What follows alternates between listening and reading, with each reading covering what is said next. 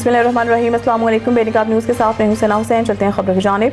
खारी इंसाफ press club के joint secretary bureau chief BNN राजा नादिर मंजूर की रिपोर्ट के मुताबिक आज नमाज़ जुमा के बाद तमाम शहरों की तरह खारिया में भी फ़लस्तीन के मुसलमान बहन भाइयों से यकजहती का इज़हार। खारिया की ताजिर, सियासी और सहाफ़ी बरादरी ने खारिया GT रोड पर पैदल वॉक आउट करते हुए किया, जो खारिया GT रोड कैंट से शुरू होकर डिंगा रोड और बाजार के अतराफ में हजूम में सूरत में इख्तियार कर पहुंचा। अवाम ने उलमा के बयान सुनने हुए अपनी शमूलियत को यकीनी बनाया, जिसमें खारिया के मुकामी उलमा ने रैली से खिताब करते हुए कहा कि इसराइल एक नाजायज रियासत है। हमारा मजहब और मुल्क पाकिस्तान का आइन इसे तस्लीम नहीं करता।